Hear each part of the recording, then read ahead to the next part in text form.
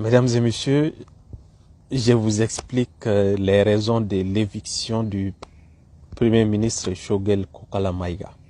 En fait, bien avant ses ennuis de santé, Choguel Kokala Maïga était déjà en délicatesse avec les colonels.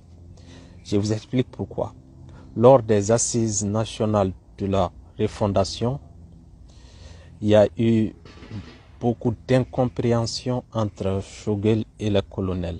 Mais finalement, un proche de Choguel a été chargé de mener ce travail-là, Ibrahim Ikassa Maïga. En fait, les colonels n'ont jamais eu totalement confiance en Choguel. C'est la population qui était heureuse d'entendre les discours et les propos virulents du Premier ministre Choguel Kokala Maïga et ça faisait plaisir à la masse.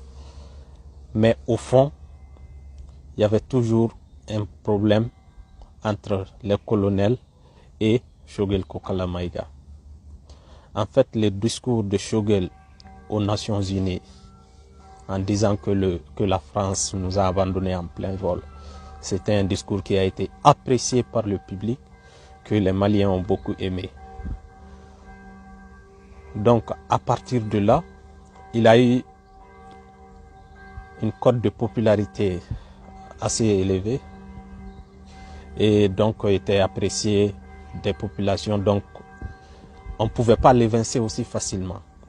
Donc, ces ennuis de santé, c'est l'occasion à saisir par les colonels pour l'écarter définitivement de la gestion du pays.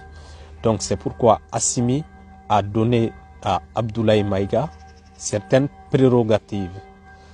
Il a eu beaucoup plus confiance en Abdoulaye Maïga qui lisait les communiqués, était porte-parole du gouvernement, mais était en charge de l'administration aussi.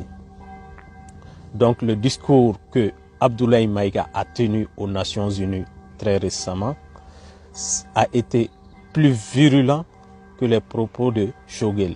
C'était une manière de faire oublier l'ancien Premier ministre et que Abdoulaye Maïga prenne pleinement les commandes.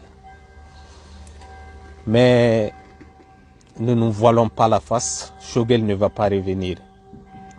Il faut souligner aussi que quand Choguel était à l'hôpital, pendant les 2 mois, il n'a eu droit à aucune visite.